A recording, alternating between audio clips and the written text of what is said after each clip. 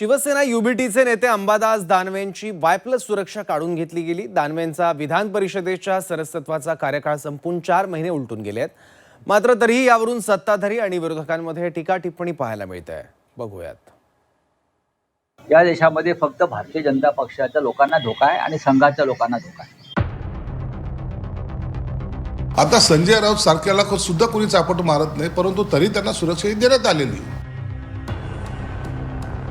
खरं तर अंबादास दानवे यांनी मोठं मन दाखवून ती सुरक्षा नाकारायला पाहिजे होती, कारण तुम्हाला विरोधी पक्ष नेते म्हणून ती सुरक्षा होती। आता अंबादास दानवे ना आमदार आहेत, ना विरोधी पक्ष नेते आहेत, ना कुठले प्रमुख नेते आहेत। असं असताना त्यांना सुरक्षा का द्यायची? माजी विरोधी पक्षनेते अंबादास दानवेंची वाय+ सुरक्षा काढल्यानंतर राजकारण पेटलेलं आहे। ठाकरेंच्या शिवसेनेचे नेते अंबादास दानवेंचा विधान परिषद सदस्यत्वाचा कार्यकाळ संपून 4 महिने उलटले। मात्र त्यांच्याकडे पोलीस सुरक्षा आणि सरकारी वाहन तसंच होतं। आता त्यांची सुरक्षा काढून घेतलीये, जे नियमानुसार योग्यच आहे। मात्र तरीही यावरून आता राजकीय वर्तुळात टीका टिप्पणी सुरू झाली आहे। संजय राऊतांनी यावरून थेट भाजप आणि RSSवर निशाणा साधलाय। या देशामध्ये फक्त भारतीय जनता पक्षाच्या लोकांना धोका आहे आणि संघाच्या लोकांना धोका आहे।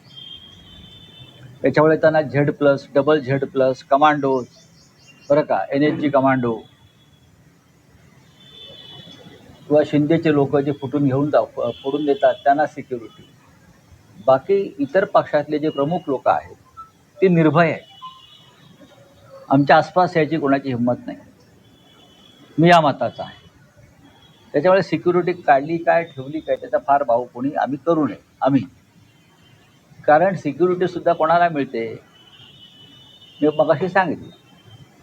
या देशात सर्वाधिक धोका, खरं म्हणजे त्यांना अजिबात धोका नाही, त्यांना कोणी जाऊन एक चापटे सुद्धा मारणार नाही। संजय राऊतला मुळामध्ये ही प्रोसेस माहीत नाही।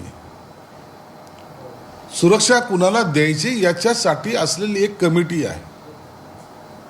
जैन म्हणून नावाचे अधिकारी त्या कमिटीचे अध्यक्ष आहेत। त्या कमिटीमध्ये कुणाला कोणती सुरक्षा द्यायची याचा आढावा घेतला जातो आणि म्हणून विरोधी पक्षनेत्याचं सुरक्षा काढणं, ते विरोधी पक्षनेता पद एक तर राहिलं नाही, तो विधान परिषदेचा सदस्य नाही। मग अशा वेळेला त्यांना सुरक्षा द्यायची की नाही द्यायचं याचा निर्णय कमिटी घेते आणि तो कमिटीने जवळपास हे सर्व पदं गेल्यानंतर 4 महिन्याच्या कालावधीनंतर घेतलेला निर्णय, म्हणजे कोणत्या घाई गडबडीत हा निर्णय घेतलेला नाही। म्हणून आता संजय राऊत सारख्याला सुद्धा कोणी चापट मारत नाही, परंतु तरी त्यांना सुरक्षा देण्यात आलेली। संजय राऊतांनी केलेल्या टीकेनंतर पंकज भोयर यांनी सुद्धा यावर भाष्य केलं। गुप्तचर विभागाच्या अहवालानंतर समितीकडून ही सुरक्षा काढली जाते असं त्यांनी सांगितलं।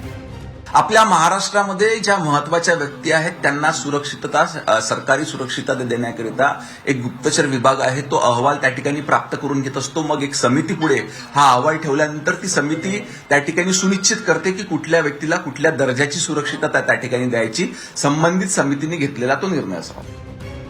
दरम्यान भाजपचे माध्यम प्रमुख नवनाथ बन यांनी ती सुरक्षा घटनात्मक पदासाठी होती, घटनात्मक पद आता नसल्यामुळे ती काढली अशी प्रतिक्रिया दिली आहे।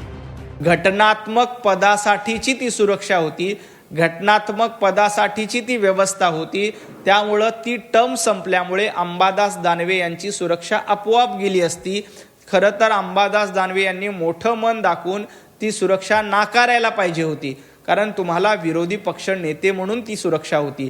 आता अंबादास दानवे ना आमदार आहेत, ना विरोधी पक्ष नेते आहेत, ना कुठले प्रमुख नेते आहेत। असं असताना त्यांना सुरक्षा का द्यायची? या उपर अंबादास दानवे यांच्या काही जीवाला धोका असेल तर त्यांनी राज्य सरकारकडे तशी तक्रार द्यावी, राज्य सरकारकडे तसा विनंती अर्ज करावा। राज्य सरकार त्यांना सुरक्षा देण्यासाठी योग्य तो निर्णय घेईल।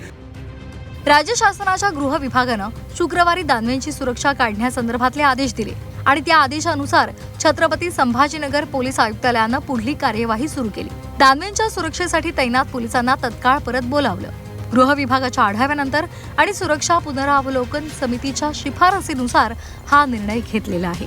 विशाल करोळे, झी 24 तास, छत्रपती संभाजीनगर।